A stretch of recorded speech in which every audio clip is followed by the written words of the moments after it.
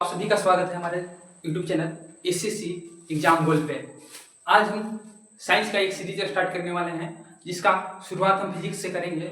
आप सभी को बहुत अच्छी तरह से ज्ञात होगा कि एग्जाम में आज साइंस का वेटेज कितना है।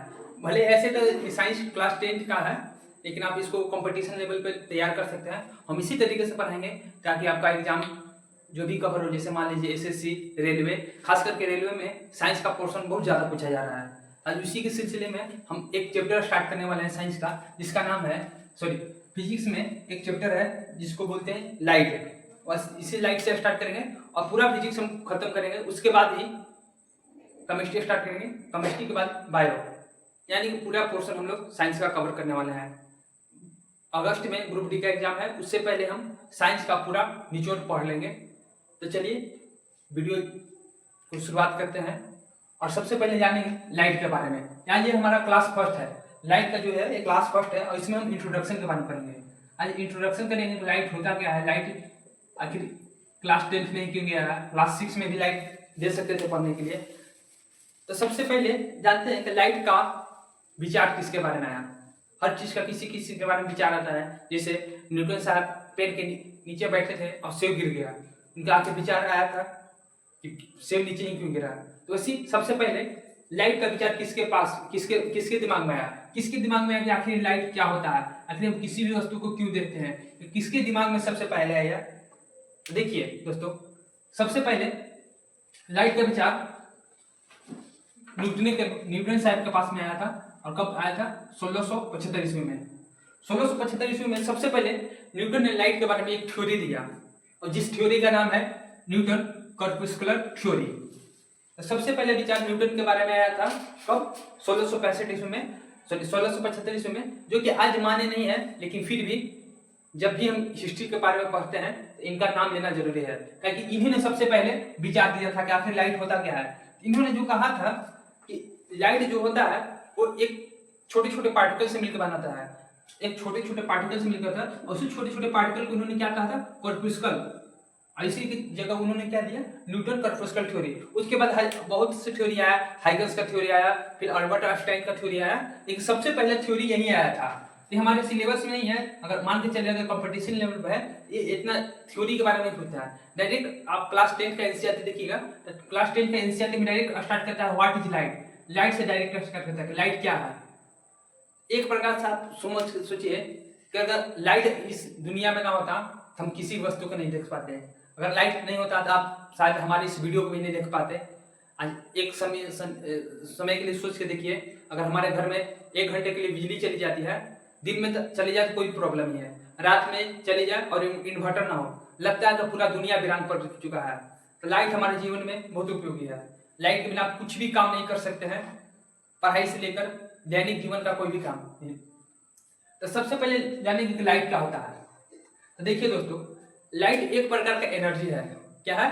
लाइट एक प्रकार का एनर्जी है जो हमें किसी भी चीज को देखने का सेंसेशन प्राप्त करता है। मतलब अगर किसी भी वस्तु को हम देख रहे हैं तो क्यों देख रहे हैं?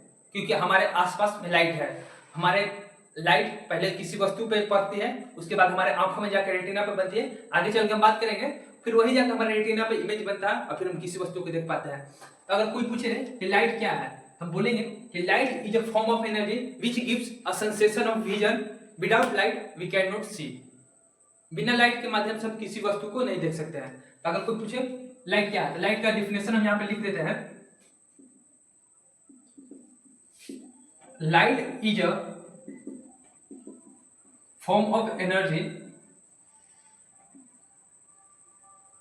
which gives sensation of vision। sensation of vision। Light एक प्रकार की एनर्जी है जो हमें देखने की सेंसेशन प्राप्त करता है। आपको जानकारी होगा कि लाइट हमारा एक आई हमारा सेंस ऑर्गन है। जैसे हमारे बॉडी में 5 सेंस ऑर्गन है, 5 में से एक सेंस ऑर्गन है हमारा आई को एक सेंसेशन प्राप्त करता है, इसी के थ्रू हम क्या करते हैं? देख पाते हैं। ये तो क्या लाइट के बाद। अब लाइट के बाद आते हैं कैरेक्टरिस्टिक्स ऑफ लाइट। कि लाइट का कैरेक्टरिस्टिक क्या होता है। दुनिया में कोई भी व्यक्ति आया है, दुनिया का कोई भी वस्तु क्यों ना हो, सबका एक विशेषता होता है, सबका गुण और सबका अवगुण होता है। हम भी हैं तो हमारे अंदर भी कुछ खासियत होगी, कुछ गुण होंगे, कुछ दोष भी होंगे। तो ऐसे ही लाइट के पास भी कुछ कैरेक्टरिस्टिक्स है। तो कुछ लाइट के पास कैरेक्टरिस्टिक क्या, तो सबसे पहले लाइट का पहला कैरेक्टरिस्टिक क्या है कि light always travel in a straight line. क्या कि लाइट हमेशा सीधी रेखा में गमन करती है। ये पहला प्रॉपर्टी है इसका कि लाइट सीधी रेखा में गमन करती है। अगर आप किसी लाइट को कहीं से पास कीजिएगा तो ऐसा नहीं है कि कहीं जाएगा तिरछा मुड़ जाएगा, नहीं। लाइट जब भी ट्रेवल करेगा एक सीधी रेखा में प्रोपेगेट करेगा, एक सीधी रेखा में गमन करेगा। दूसरा है it does not require medium to propagation. हम क्लास 9 में पढ़े होंगे साउंड। साउंड क्या है कि साउंड को चलने के लिए मीडियम की आवश्यकता है। अगर मीडियम नहीं होगा तो हम किसी चीज को सुन नहीं सकते हैं। तो साउंड को प्रोपेगेट करने के लिए मीडियम की आवश्यकता होती है। लेकिन वहीं अगर हम बात करें लाइट का, लाइट को चलने के लिए मीडियम की आवश्यकता नहीं होती है। लाइट आप कहीं पर वैक्यूम क्रिएट कर सकते हैं तो वहां पर भी लाइट का स्पीड 3 × 10⁸ मीटर से ही चलेगा। यानी कि लाइट को चलने के लिए मीडियम की आवश्यकता नहीं है, जबकि साउंड को चलने के लिए मीडियम की आवश्यकता पड़ती है। तो दूसरा प्रॉपर्टी यहाँ पे आ जाएगा it does not require medium to propagation. मतलब साउंड क्या है कि साउंड को चलने के लिए मीडियम की आवश्यकता है। अगर मीडियम नहीं होगा तो हम किसी चीज को सुन नहीं सकते हैं। तो साउंड को प्रोपेगेट करने के लिए मीडियम की आवश्यकता होती है। लेकिन वहीं अगर हम बात करें लाइट का, लाइट को चलने के लिए मीडियम की आवश्यकता नहीं होती है। लाइट आप कहीं पर वैक्यूम क्रिएट कर सकते हैं तो वहां पर भी लाइट का स्पीड 3 × 10⁸ मीटर से ही चलेगा। यानी कि लाइट को चलने के लिए मीडियम की आवश्यकता नहीं है, जबकि साउंड को चलने के लिए मीडियम की आवश्यकता पड़ती है। तो दूसरा प्रॉपर्टी यहाँ पे आ जाएगा it does not require medium to propagation. मतलब इसको चलने के लिए मीडियम की आवश्यकता नहीं होती है। तीसरा क्या है light is a transverse wave. Light is a transverse wave, और इसको अच्छा से नाम देना चाहते हैं आप कह सकते हैं कि light is a electromagnetic wave. Light एक ट्रांसवर्स वेव है। आप क्लास 9 में अच्छी तरह से जब साउंड पढ़ रहे होंगे तो वहां पे वेव्स के बारे में पढ़ोगे, transverse wave, mechanical wave, non mechanical wave, longitudinal wave. ऐसा हम क्लास साउंड का भी चैप्टर बनाने वाले हैं इस चैप्टर के बाद। तो बस इतना जान लीजिए ट्रांसवर्स वेव क्या होता है। तो ट्रांसवर्स वेव उसको बोलते हैं जिसको चलने के लिए मीडियम की आवश्यकता नहीं होती है, उसको बोलते हैं ट्रांसवर्स वेव। पांचवा प्रॉपर्टी है light shows dual nature based on situation. ये सबसे वेरी इंपॉर्टेंट प्रॉपर्टी है। अगर कहता है light show dual nature, dual nature कहने का मतलब है दोहरा व्यवहार। अगर जनरल लैंग्वेज में कहें तो इसको बोलते हैं दोगलापन। दोगलापन करने का सेंस कि आप अपने आसपास के बीच में भी देखे होंगे लोग मुंह पे कुछ और बोलते हैं, बगल में कुछ और बोलते हैं। मुंह में राम बगल में छुरी, मुंह पे आपकी तारीफ करेंगे, बगल में कुछ और करेंगे। मतलब दोहरा व्यवहार, जब जैसा सिचुएशन तब वैसा। ऐसे ही लाइट क्या करता है ना, ड्यूल नेचर शो करता है। और कब करता है, सिचुएशन के अनुसार कि हमें कब इसको ड्यूल नेचर मान के करना है। तो पहला होता है पार्टिकल के वेव पे लाइट शो करता है ड्यूल नेचर। पहला पार्टिकल के बेस पे, और दूसरा होता है वेव। जब हम लॉ ऑफ रिफ्लेक्शन पढ़ेंगे तो लॉ ऑफ रिफ्लेक्शन पार्टिकल मान के चला जाता है। अगर आप वेव मान को लॉ ऑफ रिफ्लेक्शन को प्रूव करेंगे ना तो कभी नहीं होने वाला है। तो पार्टिकल मान के आप किस को प्रूव कर सकते हैं, लॉ ऑफ रिफ्लेक्शन।